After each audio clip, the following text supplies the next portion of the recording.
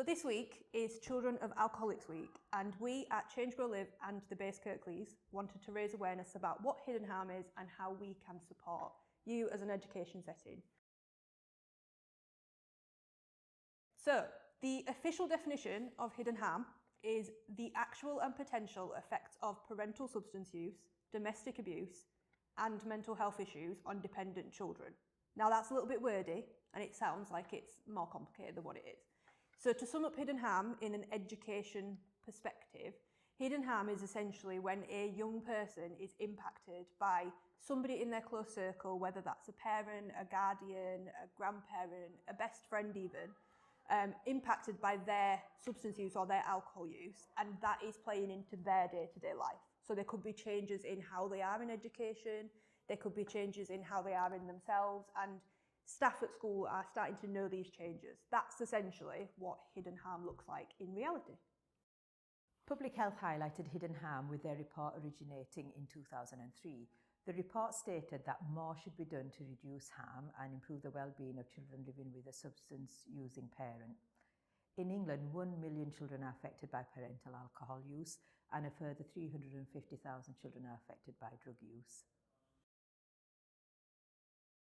1 in 5 children in the UK living with parental alcohol problems are 6 times as likely to witness domestic violence. 5 times as likely to develop an eating problem. 3 times as likely to consider suicide. Twice as likely to experience difficulties at school. Twice as likely to develop their own alcohol-related issues.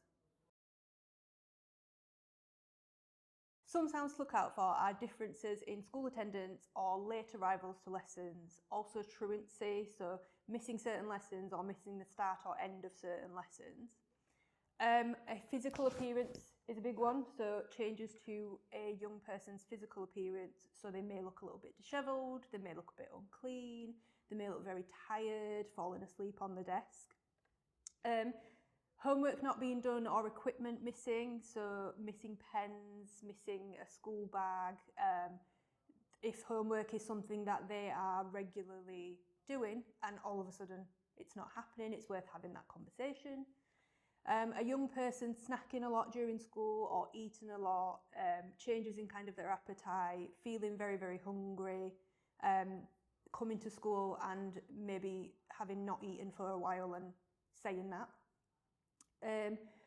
Changes to emotional health, so feeling more anxious, isolating themselves, feeling worried about saying things about home or saying things about parents, feeling like they can't talk to friends, can't talk to staff.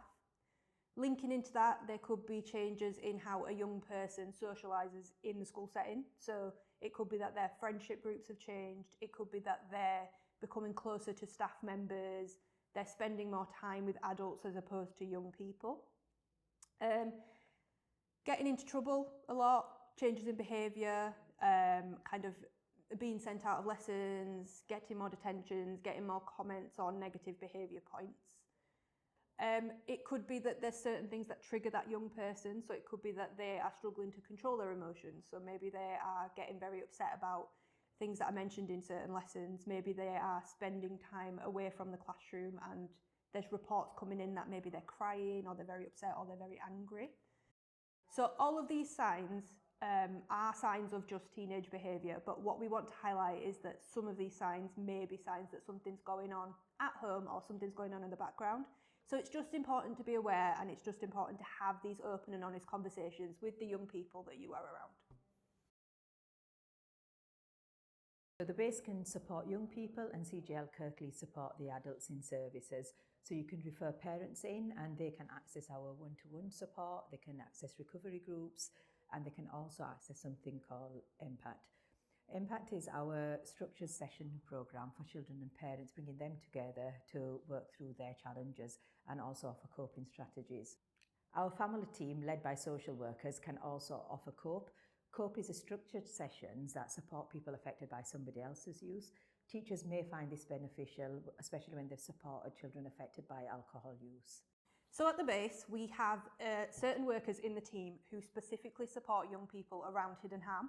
So there currently is 2 workers. We're looking at getting some more, but essentially what their job is just to go out to a young person, give them a safe space to talk about anything that's bothering them, focus on their safety, make sure they've got safety plans, make sure they know how to keep themselves safe in and out of home, and also look at well-being and look at other services out there that we can partner with and we can kind of get involved to make sure there's multi-agency working around that young person to keep them as safe as possible.